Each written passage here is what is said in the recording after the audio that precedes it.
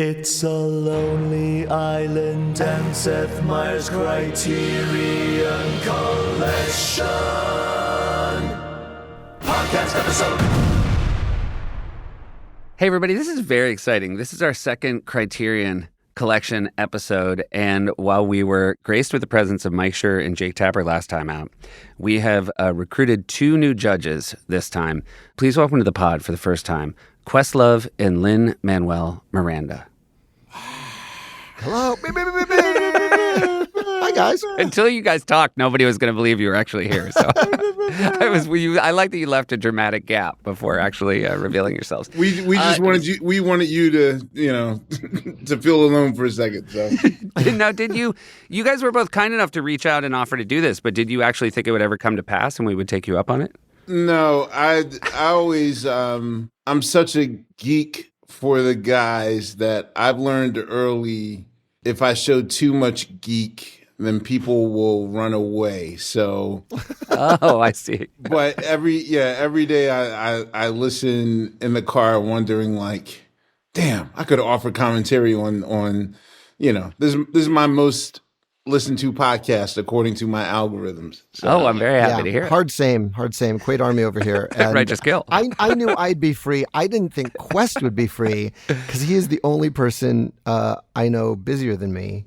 I'll tell you a story, Seth. It was like 2 days before Hamilton premiered, and I'd gotten word from our producers that the Roots were going to play at our opening night party, and Quest came to the show just to see the show, and I was like, oh man, so excited for Sunday. And he was like, what's Sunday? And I was like, oh my God, was I wrong? Did they give me the wrong information? Is it the Roots without Quest somehow? I was like, the party? Are you playing the party?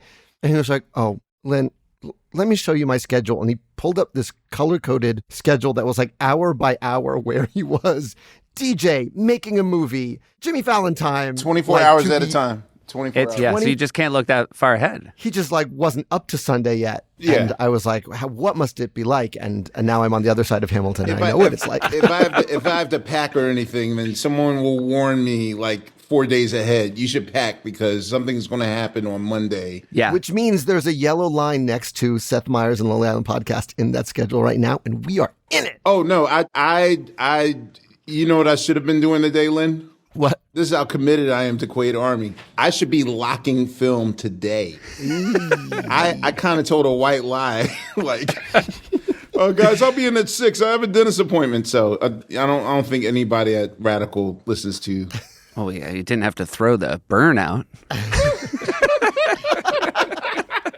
I mean, I can admit I lied on this podcast. Yeah, John Kamen is not Quaid Army. Those dweebs aren't Quaid Army, man. This is fantastic. I do want to just before we get started, obviously you guys have some experience with SNL, Quest. You performed with Two to the Maytals. Yeah, I've been on the show in every configuration except for the one that I really want to be on, which is music guest. I think we can hopefully make that happen one day. I don't have a vote, but I feel like it should happen. It'll happen. You were, of course, you made the Ladies and Gentlemen, the incredible documentary about SNL music, which I highly recommend. The 8-minute intro, the greatest truly the greatest montage in the history of documentary film. Yeah. I had to make my mark. It's as good, and it's a good for as the first 8 minutes is GoldenEye. You know what I mean? It's just a crazy nonstop. It's the Saving Private Ryan of Saturday Night Live docs. My inspiration for it was actually Up. Ah. Because really Up is the first 17 minutes. Yeah. And then the movie's over after, Yeah. You never hear anybody be like, I love the middle of Up. I forgive the middle of Up. But of course. It's a classic, Spoiler, but it is. The balloons do take the house away. Right, exactly. And then, of course, you were in Tudor. The digital short that wasn't. I made a bit that did not make it to air, and I tried to when act you so see cool. some of the ones that did, it's really it's unbelievable that you were in one that didn't. I get it, unfortunately, I chose something that I don't think is either definitely not Criterion and definitely not Kim's Video. So yes. And then Lynn, you hosted, and I've came back last year. Yeah, I'm sort of on call. My Hamilton costume is probably at 30 Rock for whenever they need it. Yeah, you've made a terrible mistake, which is you're willing and close. Yeah, exactly. Well, you're in town anyway, Lin. But you did a couple of pre-tapes when you hosted a Crucible cast party, which is really funny and great. But also the really wonderful Julio Torres, Diego calls his mom. Yeah, Julio's a genius. That was. I feel lucky to be in an early Julio. It was. It's like early Julio. That's a good way of putting it. And there wasn't a lot of late Julio because he was one of those incredible writers at SNL who just realized, I think I've done what I've come here for. And you're like, what? Yeah. He was on his own track. I think I left, and then 3 years after I left, I hosted, and he was already gone. We didn't overlap, and I was like, oh, I'm so excited to work with Julio. And I'm like, no. Once you write wells for boys, what's left to do? Yeah, what are you going to do? You hit your ceiling. Everything else is for you. All right, so we have 36. That's exactly how many we went through last time. Okay. So I feel like we're going to go through the 36, and then maybe if we have time, I'll go through the first 36 to see if you have any thoughts, because I kind of feel like, I don't know what we'll call it, like save a friend. If there's something you feel like was an oversight for Criterion, I mean, we could start there. Speak if you want. now or forever hold your peace. Do you want to start? I mean, all right, so... I'll just say what the internet is already saying, which is Laser Cats should be one Criterion collection in the Criterion slot. Okay, so Laser Cats did not get 75% of the vote. We can't judge. We can't judge. Gotcha. Installments. Laser Cats as a concept. It's all one story. So you're saying you are of my thinking of this, which is Laser Cats as a combination is Criterion. Yes, I think individually it's Criterion too, but it's like, why waste those slots when it's really one long? I mean, it's like dividing a symphony into movements and judging each piece.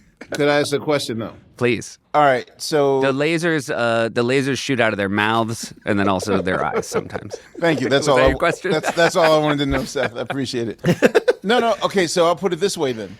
And the thing is, I absolutely agree that Laser Cats as a concept should be an entry. Yeah. In Criterion. However, does that also mean that the wait a minute, what do you call those guys? The trilogy, the Dick in the Box guys. Yeah. I don't know if they actually do they have a name? Do they have a title? No, not really. They're the color me baddish guys. Yeah. I feel like they're different. But would those three count as a trilogy then? Because no, I feel like they're individual enough. Because each one has a song that you remember the song right away, whereas like even those guys, I bet if you were like, which one is Laser Cat 5, they couldn't answer until they rewatched it. Got you. Okay. And by the way, no judgment. I couldn't either. And Yorma definitely couldn't. Yorma probably couldn't even tell you which one Dick in the Box was. Got it. But wait, question. Did any of the guy number 1, guy number 2 bits make it to Criterion? They never were SNL. You're like the We Like Sports guys. Yeah, that was sort of predated SNL. Okay. Also, that was Akiva and Yorma and not Andy. And I think Lauren would have rather canceled the show than put that on. Oh, really? I got it. Okay. Once Lauren decided that Andy was the one who was going to be on camera, he kind of felt like the rest of the world should agree with him forever. So you're saying that every bit has Andy in it? Every Lonely Island bit has Andy in it? Yes. I think so. I can't think of a Lonely Island. I mean, they did maybe... Well, Virginia Horston. Yeah, Virginia Horston. Yeah, Virginia Horston we counted. Body Fusion, no Andy. So I guess there's a couple. Got it. Yeah. Mostly, though, you're gonna get Andy. I'm gonna go through them, and obviously, as many thoughts as you have. And we've had our listeners vote. We had a great many more listeners voted for this 36th than the last one, so thanks to them. And we also added the category of Kim's video for our listeners. So got it. So wait, the categories are Criterion, Kim's video, and additional reading? We just, the third category we called no. And by the way, our listeners seem to know exactly what that meant based on the voting. Got it. Okay. And we sort of have said, like for Criterion, it's not a, what do you call it? It's not a plurality. It's 75%. We kind of going by like Hall of Fame rules. So, got it. Space Olympics.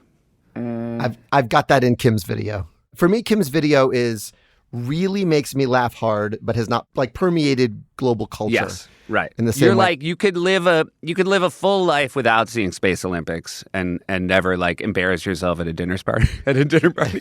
Yeah, exactly. But my kids laughed so hard at Space Olympics. I was great. watching sort of the Dropbox with my kids this morning, and they actually changed some of my decisions. Yeah, I will say that's Kim's video. The audience agrees. They also said Kim's video. I will, a lot of times, and why I've been a terrible bellwether over the years, the hardest I've laughed when I heard the song first end up being like a little bit more Kim's Video than Criterion. Like the first time they played me Space Olympics, like that thing of Andy just like things keep going wrong songs are my favorite. Yeah. It's my favorite kind of Andy comedy, especially when he's singing sort of full-throatedly. And what you all dissected is what I love about it is it takes so long to get going. It's like not till 3 minutes you realize that Space Olympics are not in great financial shape. Yeah. And it's also like the way it looks and starts, I think people are very excited for a different idea. You know what I mean? Like it looks like it's going to be this big positive thing. And again, it was like coming out of the Olympics and it was just financial troubles. Smart though. So, all right. Hey was the next one. Which even now I kind of can't quite remember. I think it was this sort of... Hey, what is Hey? Was that on the Dropbox? Hey is... feel free to jump in, Kevin, if we can't quite remember. But is Hey the very quiet, like, gossip girly one? Oh, I have that named... I think the video had a different name. It was Murray Hill. Oh, yeah. Murray Hill is what it's called. Yeah. Okay. Yeah. I think we can just, based on everything that's happened so far, just jump to no. That's a no. Yeah. I will say it also had the fewest yes votes of any that we're going to do. Yeah. 55 out of 5,000 listeners were like, Criterion, 100%.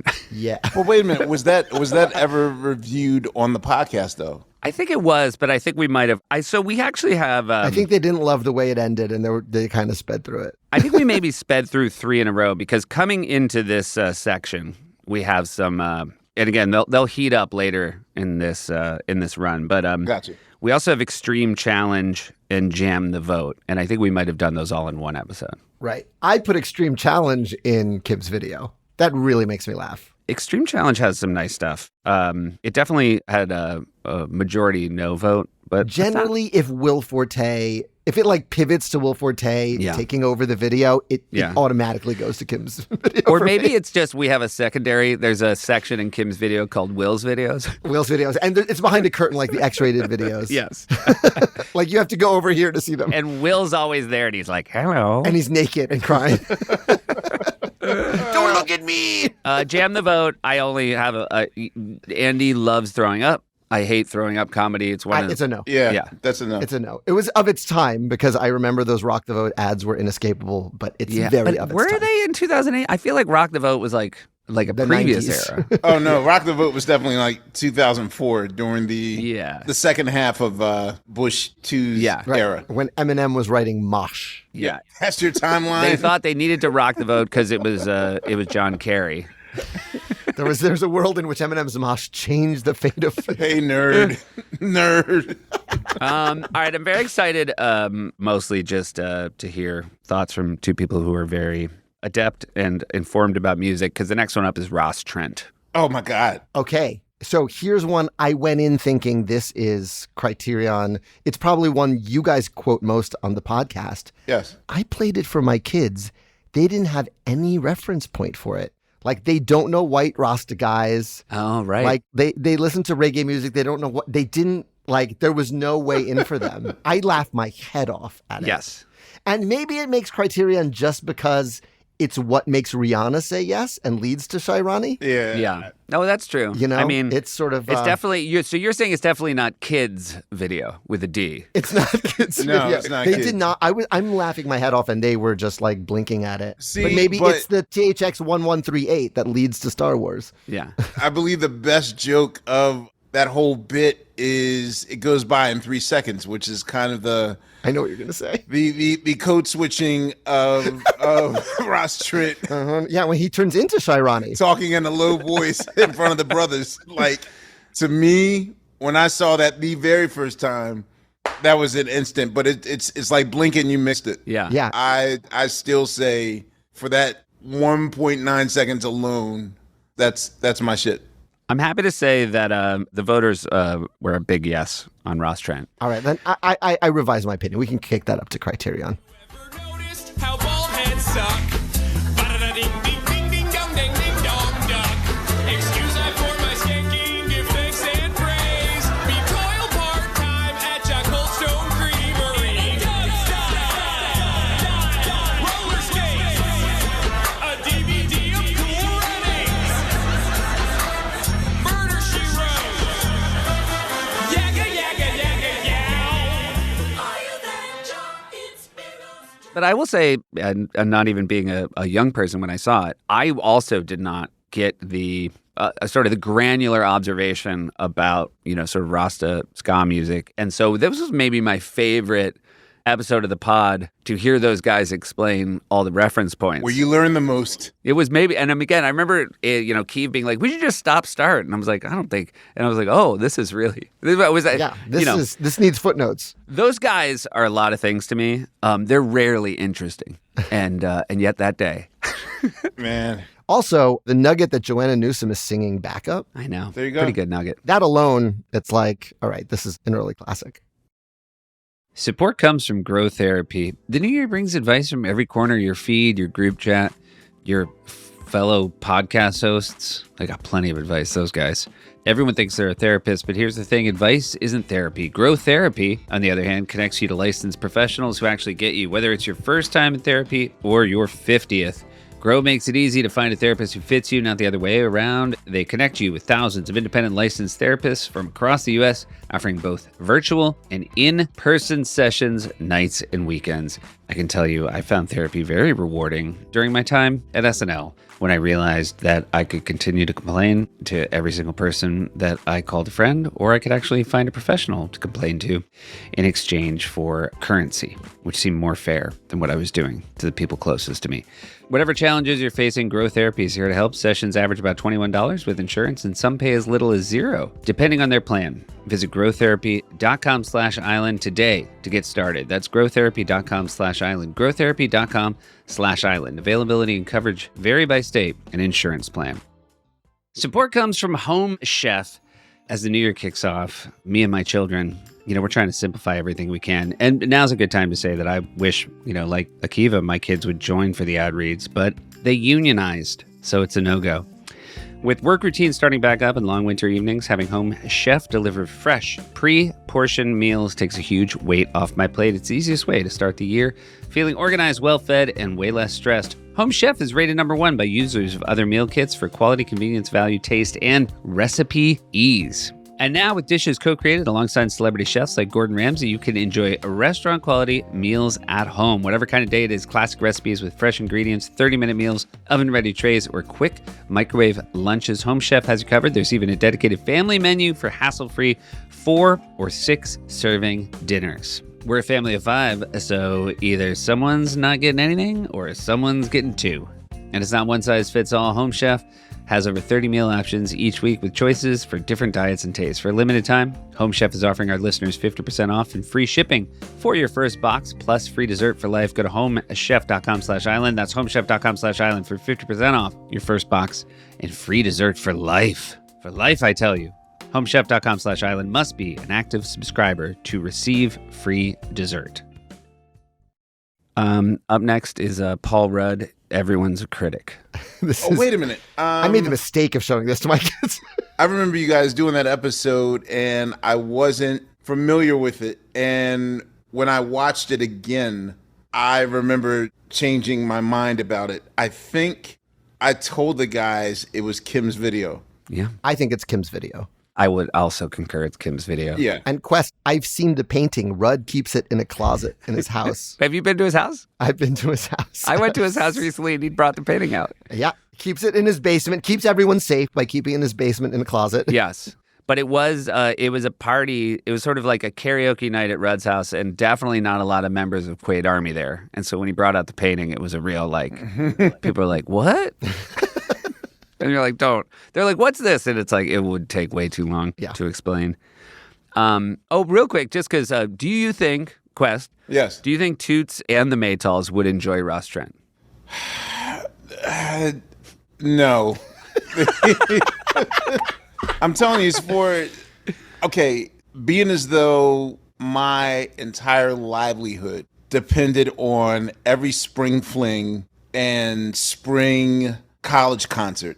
I mean, the Roots would do at least 150 spring flings. The Roots played my senior year spring fling, Quest. Really? Yeah, and there were at least 30 Ross Trents in the crowd. It's just... I went to Wesleyan, guys. And the real reason is because Wu-Tang would cancel at the last minute, and we'd be at home waiting. Can you guys come to Dartmouth University? Me.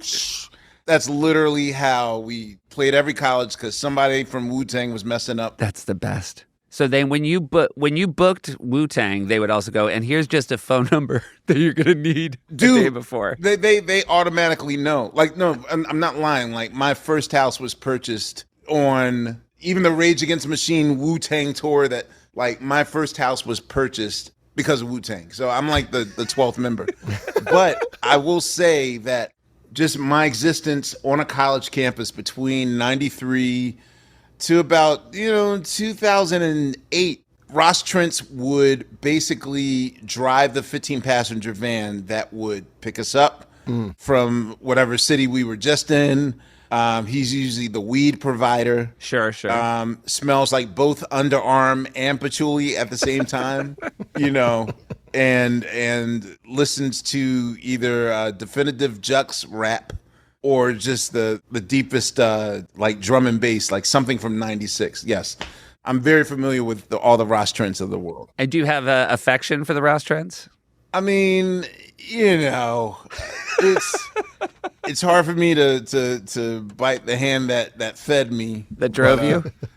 Yeah, but I'm also the meditative root. So I have my dressing room is very silent, very zen, very dark. So I didn't have to deal with them too much. Do you remember the Roots show at Wesleyan? Well, Lynn? Very well. It was huge. Yeah. Biz Markie, rest in peace, opened. Oh my God. He played Just a Friend 5 times. I was going to ask what the... And then the Roots came out, and I'm decimated because, I mean, that's the secret magic trick is like they can play anything, and they did. And it was incredible. Thank you. I appreciate that, Lynn. Yeah. I would imagine the Roots more than a lot of college bands. And I hear now, like when I go do stand-up colleges, they say one of the hardest things is like people don't take a risk and go see a band they don't know at a college anymore. I feel like we are the last, like one of the last. I mean, of course, there's people.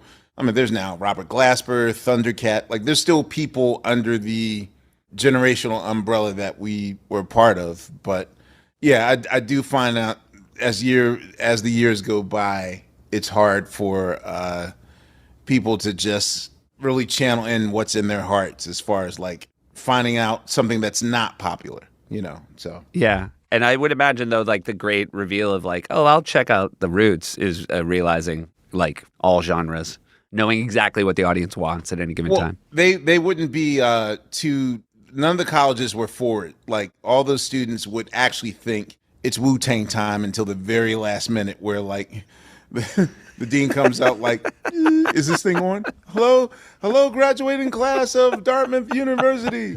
Welcome to Now, as you may have heard, Raekwon and Ghostface could not make it. And someone from Philadelphia, The Roots.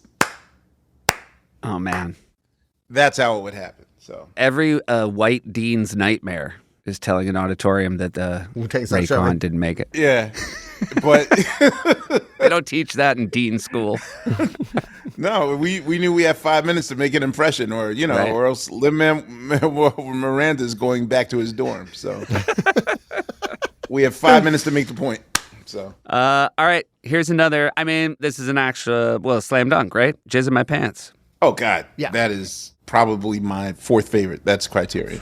To the rain, checked my phone and saw you rang, and I jizzed in my Speeding down the street when the red lights flash. Need to get away, need to make a dash. A song comes on that reminds me of you, and I jizz in my pants. Next day, my alarm goes off and I jizz in my pants. Open my window and a breeze rolls in, and I jizz in my pants. Bruce Willis was dead at the end of Sixth Sense. I jizzed in my pants. I just ate a grape and I jizzed in my pants. I went jizz in my pants. You guys, can we? I have a collection of like my favorite Lonely Island rhymes, and grocery mostly is near the top of that. That's a real good one. Grocery. A lot of them are from the Netflix thing. What? The Jose Canseco. The Bash Brothers? Yeah. Yeah. Hit a ding dong doodle with my ding dong bat. Yeah. Hit a tater out the stadier. I mean, there's just insane things those boys write. My name is Mark. No, it's not Mork. And I like to eat pork because it's tasty on my fork. Yes. But I jork it out the pork. Get out the pork. The fact of like in a rap saying what your name is and then correcting people on a name nobody ever thought it was. Like Yeah, nobody not ever Mork. thought it was Mork. Don't confuse me with Mork. Like before you even say it's Mark, you're like, yeah, we know. Because you guys are so gifted musically as well. When you first hear a song, are you still though? Do you love it for the comedy or the music, or just the fact that they're doing both so well? It's weird. Normally for television, music's the corniest factor of most background music and whatnot.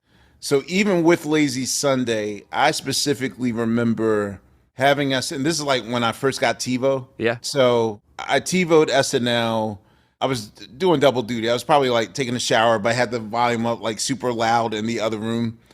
And I remember like I was in the bathroom and I heard this hard ass beat. And in hip hop jargon, if someone says, yo, that's hard, that's like your 3 Michelin star compliment. And I just remember thinking like, yo, I don't remember SNL. Like I've watched many an SNL rap parody and it always sounds like whatever Barney Rubble rhymes to on the Fruity Pebbles. Like the second line is always, and I'm here to say that I like it. Right. Like anyone that has, and I'm here to say as their second line, that's it. Yeah.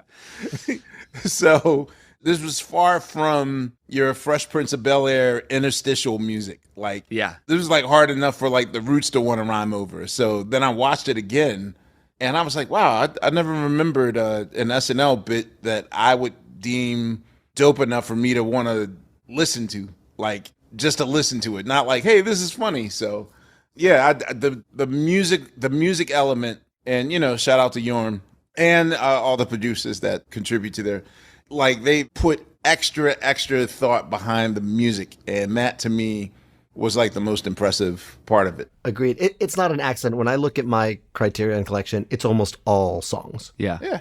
Like it's that alchemy of like they work very hard to make these very dumb things. Yeah. And the music brings it to another level. They also, working with them, they were so, the three of them were so supportive of the rest of the cast, the rest of the writers. They were fans of other people's work. They were not snobby towards other people, but they had this internal snobbiness about their own work, right? Like they never wanted to like not live up to their own standard or take any shortcuts. And I think it's like one of the reasons. Yeah. They were going to jork it out the pork every time. They jorked it out the pork. Here's one. This is one where, unlike Mark McGuire, it's Virginia Horson. I always get this wrong. So that's one where you do have to clarify. Virginia Horson's Pony Express.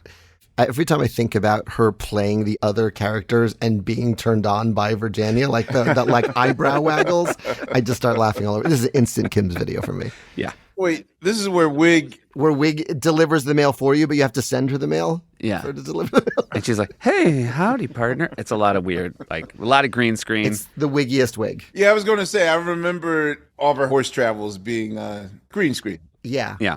It's total Kim's video and a full delight. Yeah, it's like concentrated wig. It's the best. Cookies is basically a film sketch. That's Fred eating cookies in the middle of a conference room. Yes. Very nice Fred performance, but that's a no. yeah, it's a no. Yeah, because there's only one joke in it, really. And, I will say they did a really nice job. And again, this speaks to like they would, I think on weeks where maybe they had not been inspired to have like one of their incredible, multi-platinum songs, they would see something at the table read and be like, oh, that would be a fun thing to shoot. And then it was, and it was very nice in the show. Yes. But Doogie Howser theme? See, This is Criterion for me. Really? I love it. I am moved. It is moving. It's one of the only truly moving Lonely Island sketches because the whole cast gets to play. Yeah. And it's like him honoring his youth. It's so beautiful. It is really I find it beautiful. genuinely touching that he can play that on the piano. I can't play half my Hamilton shit. It was, I think that was truly impressive. I mean, Neil Patrick Harris is someone who is constantly capable of impressing you beyond what you would think his already impressive talents are. But where do you land, Quest? I believe that's Criterion. But let me ask you, how many slots are in Criterion? Well, you know what? We're not going to like cap it, but I will say like of the first 36, we had 6 Criterion. It seems like one of 6 tends to break through. And that's where the voters landed this round as well. Now, I will say the voters do not agree on Criterion for Doogie Howser. Really? And it might just be because they're younger and they don't have an emotional connection to that young doctor that helped us through the 90s. Yeah. Couple of Homies. Is a Couple of Homies? Which one's that, Kev? Is that them at a party? No, that's the one that starts with them high-fiving and ends with Will Forte singing in a booth. Oh yeah, that's Will's video. Again, I bumped this to Kim because it belongs in that category of it starts about one thing and ends with being about Will Forte being amazing. Yeah. All right, I'll ride with Lynn on this one. I haven't seen it enough for me to actually weigh in. And it weirdly has a beginning, middle, and end. At the end, there's like a wrap up where it's like, it started by slapping fives. Oh yeah, it does seem like this one. Maybe they this is what you come up with when you haven't come up with anything. Yeah, but not a bad execution. All right, then we have Laser Cats Forever. See, I'm going to prove my own point and immediately forget which one Laser Cats. This is Steve Martin. Steve Martin. Yeah, it's really fun. Wasn't the fourth one the best one though? Laser Cats 5 with Sigourney, and that had all the alien stuff. You're right. That is the best one. But this one does have, it also has the wonderful Darth Vader turn of it's Keenan the whole time, and then they take his mask off and it's Steve Martin. He goes from a black guy to a white guy, like we've been hearing Darth Vader, and then suddenly we see a pasty white guy when the mask comes off. Which is so inside baseball and so funny. And this one completely split the audience who, the most people said it was Criterion, but not enough to actually get to 75%. But a lot of people thought it was Kim's. A lot of people thought it was no. I think that's kind of what Laser Cats is. It sort of spreads it around as far as where you land on it. Then we have, I believe this is the only one, under 100 people said it was Kim's, under 100 said it was no, and everybody else said I'm on a boat is Criterion. Yeah. No doubt. It's what you sing when you get on a boat. Yeah. Like that's how much it's permeated. Right. If you're lucky enough to get on a boat, you put that on the playlist. Right. Take a good hard look at the mother boat. I'm on a boat, mother. Oh, take a look at me. Straight floating on a boat on the deep blue sea. Busted 5 knots, wind whipping out my coat. You can't stop me, cause I'm on a boat. Picture trick, I'm on a boat. We drinking Santana champ, cause it's so crisp. I got my swim trunks and my flippin' floppies. I'm flipping burgers, you at Kinko straight flipping cabbage. So will these all be ranked, or will they just be grouped in? I think we're going to group them into Criterion. I don't think we're ever going to do a full rank, yeah. Because the thing is, I agree that it is Criterion. However, whenever I look at any poll of Lonely Island videos, the only thing I disagree with is most people unanimously make I'm on a boat the #1 video, like way above Dig in a Box. I don't think it's the #1 video by a long shot. I think it's the most fun. It's the most anthemic song to sing, and it is the #1 song I think of when I think of boats, which have been around, for really thousands of years. It displaced Rio by Duran Duran. If you're an 80s baby like me, you listen to Rio because Duran Duran's on that boat. It's crazy that, I feel like everybody was like, it was the kind of song that everybody was bummed they didn't think of. Like, why didn't we make a boat anthem? Right. Yeah. You're right. And I said it when we talked about it, but we were at a club in Vegas for Andy's bachelor party, and the DJ played it, and it was the saddest I've ever seen Andy. That's not what Andy wanted.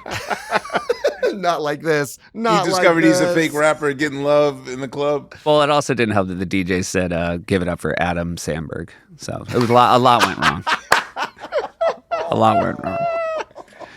To be honest, it's pretty cool that Joanna still married him after he got shamed like that. Wait, and actually, will this be the first episode in which we won't mention our New York Times game status at all? Unless you guys play and want to throw it out. I think it's absolutely diabolical when someone gets that many queen bees in a row. Yeah.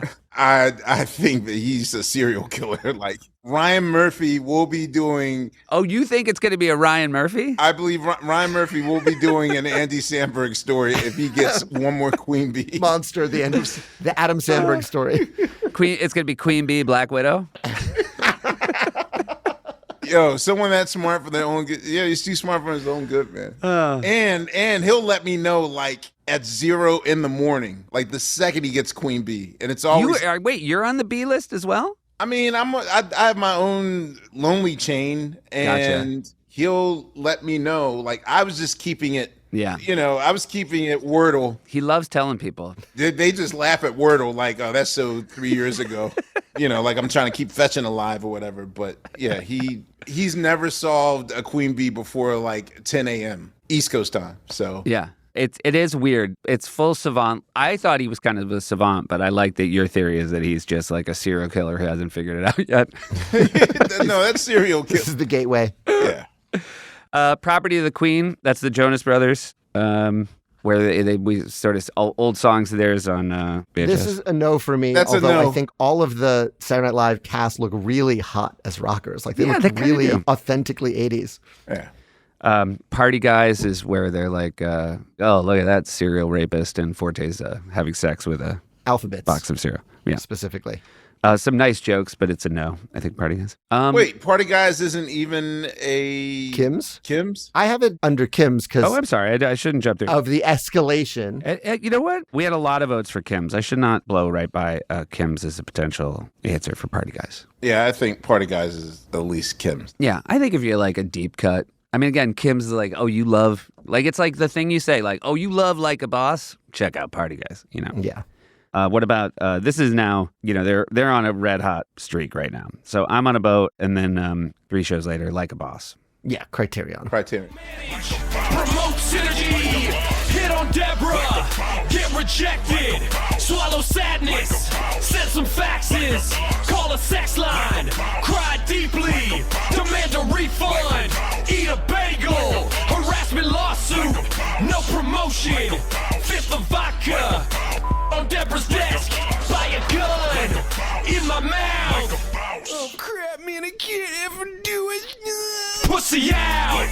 Puke on Deborah's desk. All right, here's where I lose all my credibility. I will admit that I heard the Lonely Island version first. Wow. So you went to them and you were like, guys, Shit on Deborah's desk! Slim Thug ripped you off. No, it was once when I heard the Slim Thug version, I was like, oh, that's where they got that from. Because by that point, I was like, yo, man, these guys are too hard for their own good. Like, I like my funny rappers funny, not like a threat to me. So was there relief when you heard the Oh, thank goodness. I gotta admit, yes. I gotta admit, like humor for me is the most underrated kind of character trait that I think the hip hop that I love is missing. You know, Yes. De La Soul was humorous. Believe it or not, sometimes NWA was humorous. Like, Oh, yeah. Yes. humor to me is the angle. Like Biggie was charming and humorous. He had a lot of funny double entendres and, you know, get it jokes and all those things. Yeah. So It is another very fun one. Like I'm on a boat, a very fun one to scream along with. yes. And then, you know, Mother Lover, which is the first time I feel like they really had to follow a hit with another hit after Dick in a Box. Because, you know, Dick in a Box could have been one and done and it would be like I'm on a boat and you would love it forever. And the fact that they ran it back is so impressive to me. And really funny. Like, I think the funniest of the like platinum classics Yes. in this Criterion. I'm gonna make your mama do 1,000,000 poses. Like, there's so many just weird, funny chamomile. Like, there's so many weird, funny turns of phrase in it. I was going to say Mother Lover has probably the best subliminal ad libs. Yes. Yeah. Like a blink and you miss it. Like Mother Lover to me, it's It rewards repeated listening. You thinking what I'm thinking? I'm thinking too. Slow up. What time is it, dog? It's time for a switcheroo. We both love our moms, women with grown women needs. I say we break them off, show them how much they really mean. Cause I'm a mother lover, you're a mother lover. We should each other's mothers, each other's mothers. I push you and me, where you came out as a baby. Ain't no doubt that is crazy. Each other's mothers. But here's the thing also.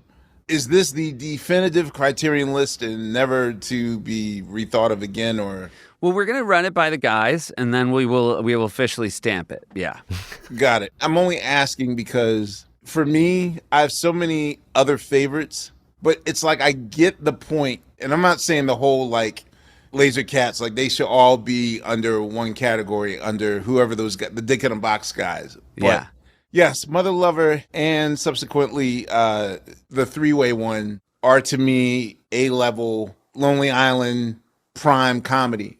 But I would actually want to make space for two. But you feel as though those songs on their own have enough merit and humor for it actually to justify. Mother Lover, for me, I enjoy more than Dick in a Box. Really? Same. I think it's hookier. And I've said this before. Like, I also thought because they had to outdo themselves. You know, there's that trap of SNL recurring characters, which is, are you just like going back to the well? And the fact that they were like, no, it's going to be a whole new thing, whole new now song. this guy's next to the making copies guy. Yeah, right. Okay, I can take that. But the thing is also, you didn't know what you were going to get with Dick in the Box, though. Yeah. So my laugh was genuinely harder because I didn't know what the hell was happening. Right. But with Mother Lover, though, it was like so much pressure. Like, okay, this better be just as good, or I mean, sometimes it happens. Yeah, I also feel like Dick in the Box was like a dead-on spoof of a certain kind of 90s R&B, especially when they start outlining the steps. Yes. So it's funny on like that parody level.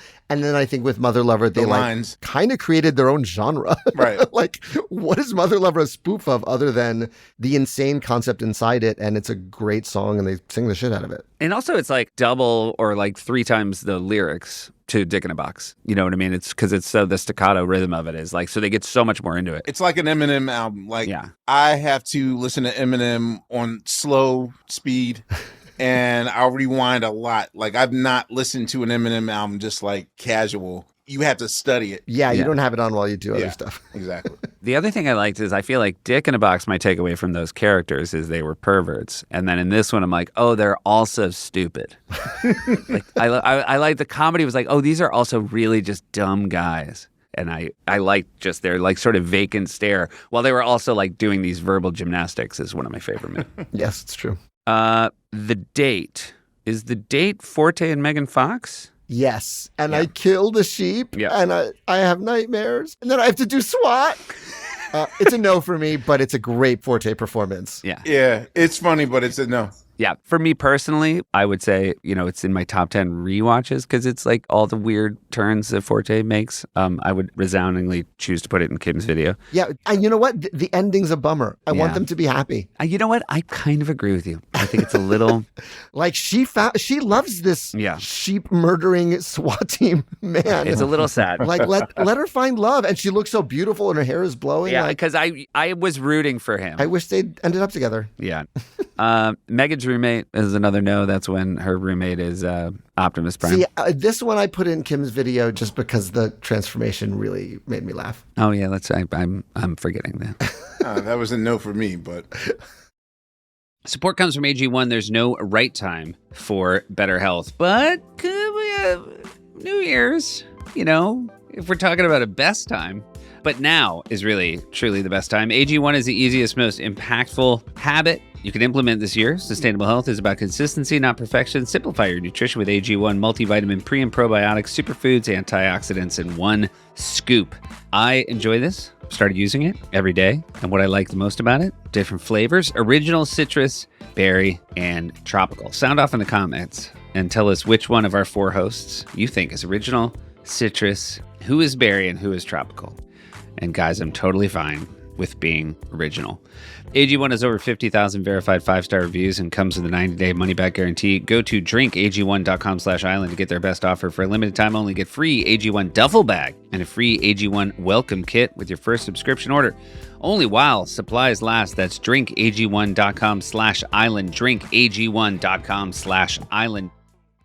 Support comes from Rocket Money. Hey, I think this is a really good time to just kind of, organize your finances, take a look at how things are going. Obviously, we have money pouring in from the Lonely Island and Seth Meyers podcast, but Rocket Money makes it easier for you because Rocket Money is a personal finance app that helps find and cancel your unwanted subscriptions, monitors your spending, and helps lower your bills so you can grow your savings. Like, I feel like Andy, he'll often confide in me that he still subscribes to that Pokemon Go thing. And I think it might have been free, but Andy was paying upwards of thousands of dollars a month trying to catch them all.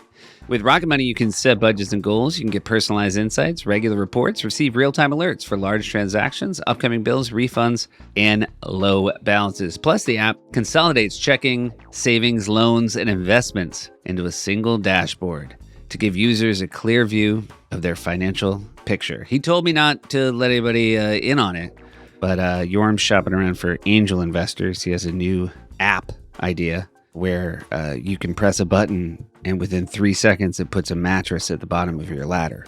Let Rocket Money help you reach your financial goals faster. Join at rocketmoney.com/island. That's rocketmoney.com/island. rocketmoney.com/island. Threw it on the ground. That is my all-time favorite. I love it. Like, if I want to get somebody addicted to The Lonely Island, that's what I play them. Yeah, it's actually the first thing you play someone. Yeah. The farmer's market with my so-called girlfriend. She hands me her cell phone, says it's my dad. Man, this ain't my dad. This is a cell phone. I threw it on the ground. What, you think I'm stupid? I'm not a part of your system. My dad's not a phone. Duh. I mean, and you've talked about it on the show, but it's every kid's favorite song. We have more broken toys because of Threw It on the Ground. Oh, I'm about to say, what's the kid effect on Threw It on the Ground? Oh, yeah. Whopa! That's so great. I haven't even, it's so funny. I haven't, because I've played my kids like I'm on a boat and Captain Jack Sparrow because of just like them liking boats in those movies. But you're right. Threw It on the Ground. I can't believe I haven't done it yet. And we also, by the way, I let my kids listen to your podcast episode about Threw It on the Ground. Oh, great. And now the alternate lyric is like, they're like, it should have been that. Oh, my Yeah. God. The was the moral alternate of the lyric? story is like, Your kids really know this? oh, yeah, don't let them taser your butthole. Oh, my God. More nerds. How old are your kids, Lynn? They are 7 and 11, and I know, don't write me letters. I know No, it's I too think young. That's fine. Look, they're already your kids. Like, they're going to, come on. It's great. And I will say, again, it's like, we're going to get to it a little bit like Andy's face during Boiled Goose. Like, Andy's faces in this, I just never get tired of. By the way, Andy's character is another person that I'm very familiar with in terms of the Ross Trents of my life. Yeah. Yeah, this is a very specific guy, That guy the narrator. wants to have a cipher. Yeah. Yes. Yes. He likes conscious rap, but he's not very bright. He wants to spit for us, right? Exactly. It's true. And I will say, like, Ross Trent felt more, while it was there, I feel like they had the most specific observation on it. It felt way more familiar to me than this guy, who I feel like less people had ever shown you this guy. And the minute you see him and Threw It on the Ground, you realize you do know a dude like that. Yeah. But they were the first, I feel like, really good comedy take on that kind of guy. Yeah, every guy I've ever seen my first year opening for the Beastie Boys on tour was this guy. Just disillusioned with the system. Yeah. My dad's not a phone. But my favorite part is still when what's her name sort of eyes him. Oh, Jenny Slate. Yeah, Jenny Slate. Yeah. I fell in love with Jenny Slate just for that one, motherfucker, like just perfect. That and the table ground interruption. SNL has taught me the power of timing. Yeah. As far as like repetition and Oh, right. Yeah. the cut to the joke. So I always wonder, was there another setup punchline before? Yeah. It escalates perfectly. Yes. Like, Threw on the Ground the first 2 times, happy birthday to the ground, and then just ground. Yes. This is my all-time favorite. And they do never, ever let anybody get ahead of them. Yeah. That would be, they would be so insulted with their own work if people got ahead of them. And most importantly, 2 of my snare drums and claps are the drums for this song. Get out. And that's when the Lonely Island guys thought that I was a serial killer, that I knew the texture and the tones of my own Wait, hands. so where did they get it and how did you know it was yours? I'm a drummer, and kind of in hip hop, the best crumbs you could leave on the floor are any open snares, any open kick drum. So I'm notorious for not really giving much to hip hop fans. Yo, how come you never let a drum break on your album? I'm famous for that. However, when I worked on the late D'Angelo's Voodoo album, there's a song called Chicken Grease. And that snare drum from Chicken Grease was the snare sound of a niche 50 Cent era G-Unit, Rockefeller jeans, Sean John, like from 2001, a very specific, when t-shirts were like 8X and people that should be wearing size 32 jeans are wearing like baggy, size 48. But the clap from that song has fed. Like if I were litigious, I could have made a pretty penny off of just nabbing people with a radar gun for stealing that snare drum. So. Oh my God! I hope we can isolate it and. I was proud though. I mean, that's okay. One of my. I hope though for our listeners, it would be great if we could take the chicken grease sample. I'll give it to you. All right, great. And play it over later quades. Yeah, later quades, and then we'll hear it. They're later quades. We're gonna hear the snare. Great. All right, fantastic. Now we're kind of slow down a little bit. Not slow down. There's Brenda and Sean, which was Drew Barrymore and Fred as magicians. Another one without Andy. That was a no. Yeah. That's a no. Firelight, the Twilight parody with Taylor Swift. They all look very beautiful in the Frankenstein makeup, but it's a no. It's Criterion for the makeup department for Louis Zakarian and everybody at SNL yes, makeup please. department. Your work has not gone unnoticed. Get Out is, it's not the most memorable. That's the one where they Fred keeps walking in on Andy in the bathroom. On the toilet. It's a great, one joke where they heighten it really well. I'd never get tired of watching it, but I think it's probably a no. Or where he's on the toilet. Yeah. I like that. I like thinking about him filming outside 30 Rock on that toilet and in the elevators at 30 Rock. I enjoyed imagining how they made it more than I enjoyed watching it. Yes. And it is The Mirror with Elliot Page is the other one where Andy gets walked in on. And I think Andy loves, there's something very, I think it probably comes from Andy's deep-seated fear it's going to happen in real life of somebody walking in on him while he's sitting on the toilet.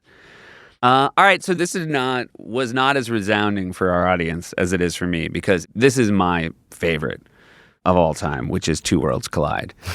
That's Criterion, baby. Yeah. Hang him like my nuts. We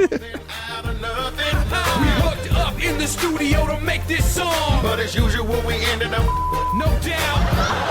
Flashback to when I first met Reba, sitcom dressing room puffing on Chiba. Said I was a fan, she said groovy. Dropped her denim skirt and said hop to it. Made love all night, more like with kids banging on the door trying to interrupt, but them autographs can wait cause this is way too strong. I can't leave it alone because her is the bomb. Okay, let me tell you something. I got denied permission to make that Reba's Walk On song. At the Tonight Show? At the Tonight Show about 5 weeks ago.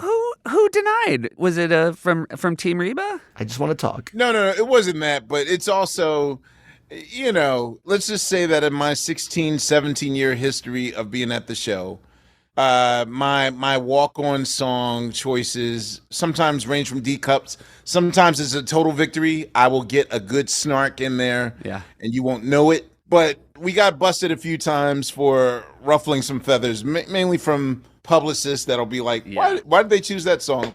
So that bit to me is one of the smartest, funniest bits ever. So it's the best. I mean, the escalation is so funny. Yeah. Because it also starts with a trope. It starts with these two worlds, these two different artists, and then escalates to this really specific thing of he's in love with this man who found a wig and he does not care. He's in love. Or he doesn't know. Also, the man with the wig is not trying to fool him anymore. My favorite line is, singing. Your friends are right. Oh, your friends are smart. Your friends are smart. Right, exactly.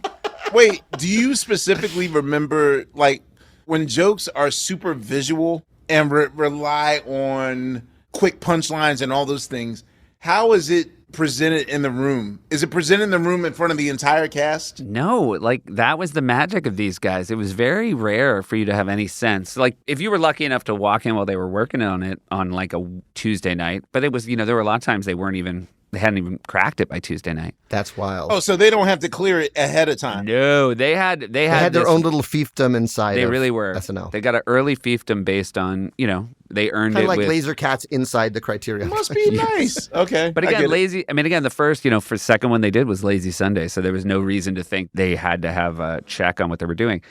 And it was really nice listening to them talk about how hard Lauren laughed at that one because, Keenan wasn't. He laughed?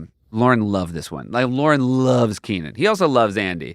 But there was something, too, about, obviously they'd established themselves as being, Dick in a Box dirty, right? Like they were Right. going to be, without cursing, they were going to be. And so this one, the speed in which this is like, oh, fuck. Like it's so audacious in a way that delights me to this day. Yeah, classic. Well, I think it's Criterion. It's Criterion. Yeah, it's Criterion. And then, talk about an incredible back-to-back weeks here. Then Shairani. Shairani. Okay. It's weird. It has to be Criterion. However, when Criterion is done. Yes. You're all about ranking inside of Criterion. But here's the thing, though. When I watch Shairani, I have to watch it with the audience laughing. I got that. I watched it without the audience laughing. And I was like, all right, my patience is rather like, okay, I get the point. But Interesting. So when this is presented on Criterion, it has to have the audience laughter with it. Which is a really, we've never made that distinction, but that makes a lot of sense when you're talking about Shairani. Yeah. And the tree of knowledge it grow, 'cause we plant the seed. We the teachers of this, and we got just what you need.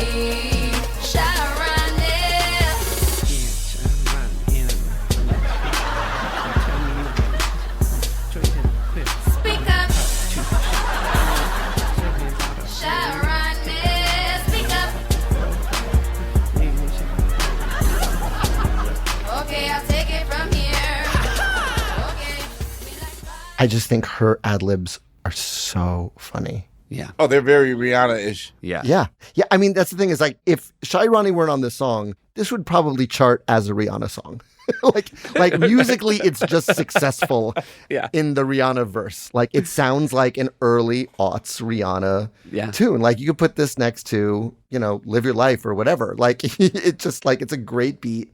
And then just the fact that it's like every, mom encouraging their shy child. Yeah. Speak up. But this also makes me kind of sad that Saxman really wasn't brought to the light, because as a musician, especially a musician that's always yelling, yo, give me a solo, I will say Saxman is probably the Roots inside joke. Right. So I'm known for a last minute, 11th hour, like I have 2 microphones.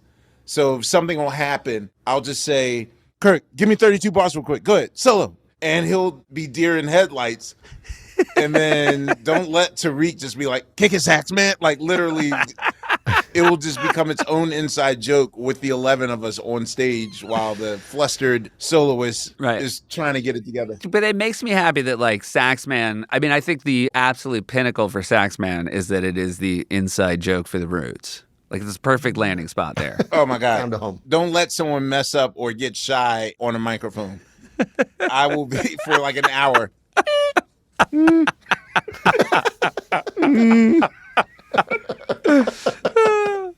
And Jack Black is the perfect person for Saxman as well. Yes, Just like I love Shairani, but like Saxman crawled so that Shairani could run. Also a thing that helps Shairani, and I said it when we did this episode, and I will say it again, I truly think it might be the most beautiful a person has ever looked on camera. I mean, genuinely. Agreed. Tizzle Wizzle Show, that's the James Franco kids in pajamas who all end up... Yeah, no, you know where it's going from jump. That's a no. That's a no? Yeah, there was some Kim's love for that from the crowd, but I think you could argue they. Booty Call with Alicia Keys. Oh, I didn't see that one. It was cool. Yeah. She's great. You're super happy to see the two of them together. It more than served its purpose that week.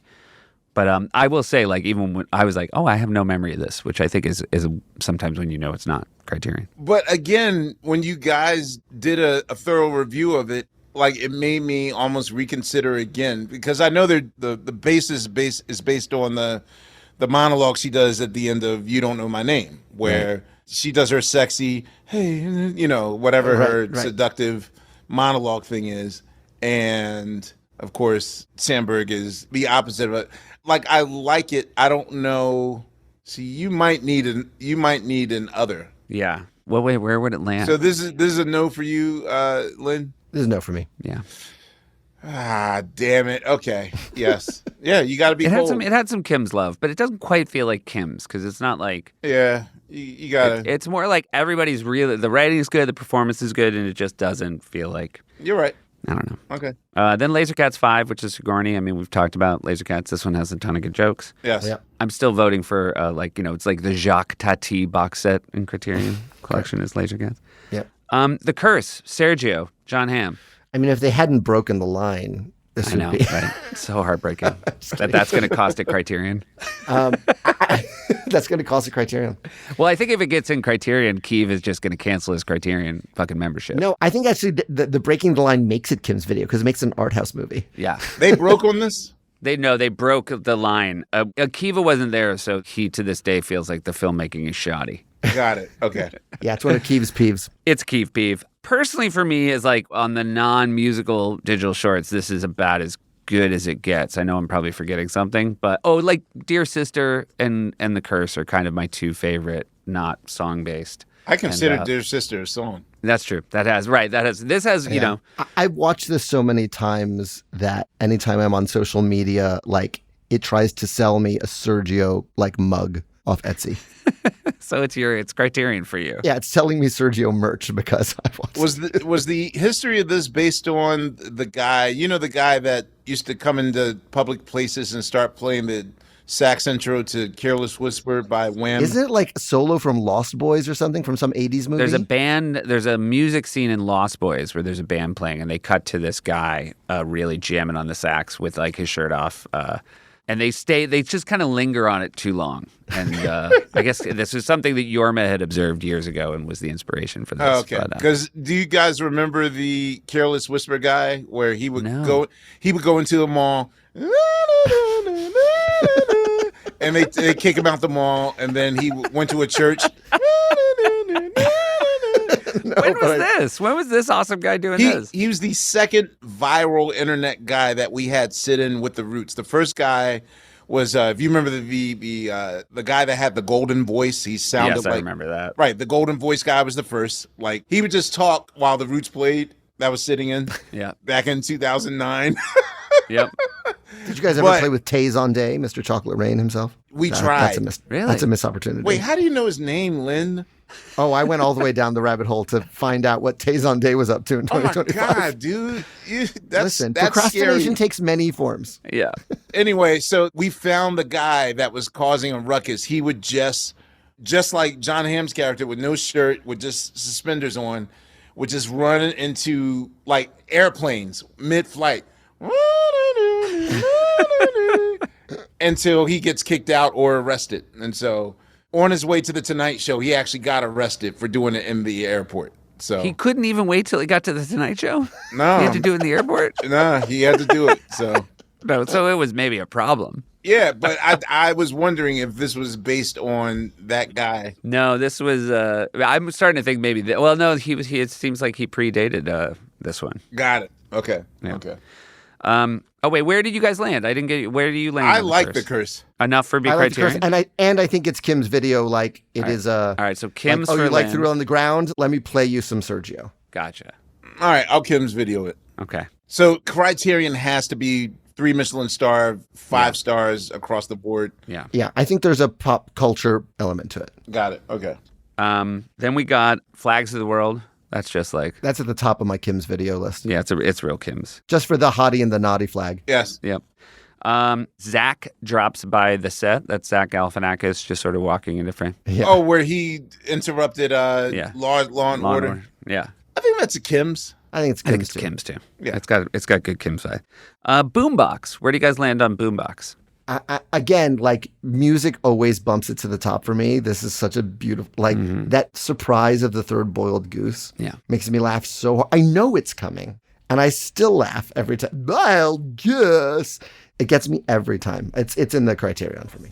My boombox and play this song. The music washed away all the hate, and society started advancing. Every demographic was represented. It was a rainbow coalition of dancing. Whoa, everyone was wearing fingerless gloves. Whoa, I saw a Spanish guy doing the Bartman. It's also like the beginning of them like working with the Strokes, and Yeah. that's a whole like fruitful partnership on its own. It's it's Julian Casablancas and Andy. I needed to. It was not Criterion for me, but the rewatch has sort of pushed me more to that. You saw a Spanish guy doing the Bartman.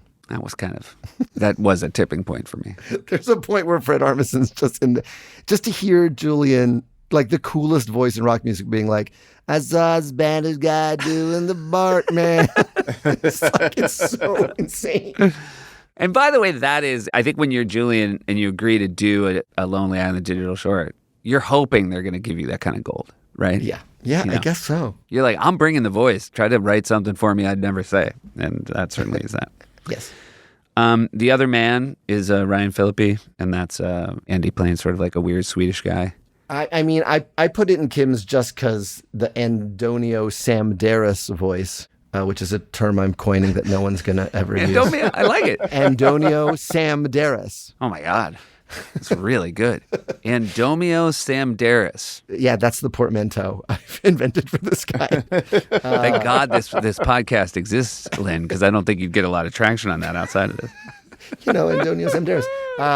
It's Kim's for me, but I also know it's not one of the more memorable to the world. So it's got some nice Kim's. And then Gabrielle Sidibe and Sherry Battle was the last one we did, which uses the threw it on the ground camera for the very slow motion spitting cherries back and forth. That's a no. Yeah, this was a no for me, although they're both adorable. It's sort of just one move. They're fun, nice people to watch. Yes.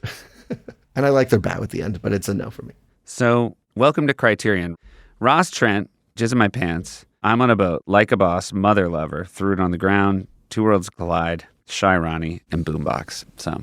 Oh, did Doogie Howser not make the cut? Is that just me? I just keep looking at it. You guys both said yes. Only 349 people, like less than 10% of our listeners. All right, Gen Z, you kicked Doogie out the top spot. Oh, man, come on. Well, I'll bring it to the guys. I think it's 2 out of 3. We have our listener voters, we have our expert panel, which is you guys, and then we have the actual Lonely Island. So if 2 out of 3, but I bet Lonely Island is also not going to push for Doogie to make it in. Gen Z, younger listeners, can I make my plea? Imagine Addison Rae 20 years from now, hosting Saturday Night Live, and she sits at the piano and she plays Diet Pepsi, and the whole band joins in. Yeah. And it's like, it takes you back to your and youth. And then a tear goes down. Face. Like, I'm trying to paint the picture for you for how this lands on the geriatric millennials. That was beautiful, Lynn. That was poetic. I don't know if you're not, you guys, I know this isn't a video podcast. Quest is crying so hard right now. Yeah, like... I was like, wow, Lynn, you're the king of explaining stuff. You were crying at the emotion. You were just like crying that you're never going to be able to explain stuff as well as Lynn. We also, what's the deal with Laser Cats? I believe Laser Cats should be in Criterion. Is its own box set inside. Again, I know Jake Tapper has a real stick up as you know what about this, but yeah, they're all in. Okay. He's going to draw us all his cubes. If you went and bought like a Criterion collection of Lonely Island and you got home and you realized there were no Laser Cats in there, you'd be furious. And if there were only 3 in there of the 7, you'd also be furious because you want to watch. Anybody who watches... It's the second disc. It's the second disc of the Criterion collection. Criterion's not going to do 2 of the Star Wars movies. You know, if you buy the D.A. Pennebaker Making of Company as a supplemental material, you get Co-op the musical. You do get Co-op. You do. So that's what it is. Yeah. So I know this is curated and whatnot, but I also believe that eventually one day I want a complete anthology of the Lonely Island. Yeah. Complete anthology, like the hits and the misses. Here's an example. I know that you guys voted thumbs down for what's the apartment bit that they didn't have anything that week. Daiquiri that Girl. song. Yeah, Daiquiri. See, to me... Please do not defend Daiquiri Girl. Dude, I don't think something has to be perfect. I don't think it has to be executed perfectly for it to fit the criteria, because the Daiquiri Girl to me is what the Lonely Island's about. Hits and misses. 100%. Yes. This is my example. This is my Addison Rae example. Explain it to me. James Brown, in my opinion, his canon falls either under 2 things. Either his creations will change your life because they're so revolutionary as a pioneer and something you never heard of before, idea-wise, or the idea is so horrible that it's amazing. Like Showgirls, like, you know, when something's so bad that you love it. Yeah. And to me, I feel like, I don't know. I believe that Daiquiri Girl is, you know, it would have played well at Andy Warhol's like factory. Like, Yeah.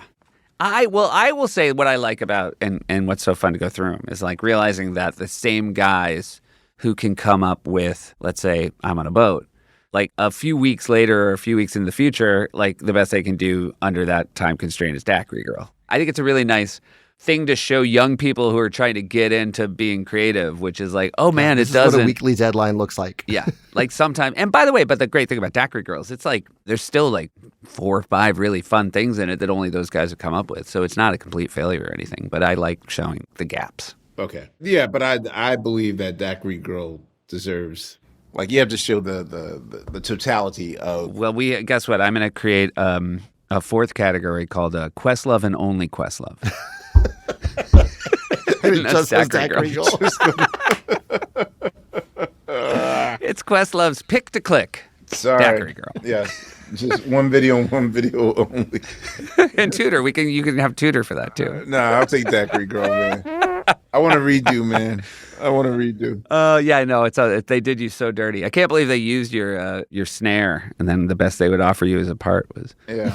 All right, so I think they did get a little hotter in their next 36 digital shorts. They went from 6 to what looks like 9. I feel satisfied. And there's some crazy weekly runs inside of that too. Yes. Yeah, it really is. They're the best in the world. This has been fantastic, you guys. I can't believe you made time for us. What an honor. Dreams come true. And I appreciate you letting me get on your space, Lynn, because I know with you alone, this episode would have went way further. No, listen, this is If you were with the other 3.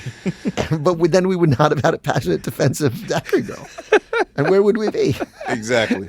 So Right, where we would have been exactly where everyone else is. All right, you guys. So you are now commissioned officers in Kuwait Army. A couple of lieutenants. Let's see if Doogie Howser makes it. Hit us in the tittis if you have questions, comments, in the concerns. And very excited that Quest will allow us in perpetuity to use his I will snare. send you the snare hit. Yes, I will. And so in that case, I would just like to say I love you guys. I love you guys too. Love you. And do you want it? Do you want to say goodbye to Lynn? Why don't you say goodbye? Later, Arnold. Later, Quades.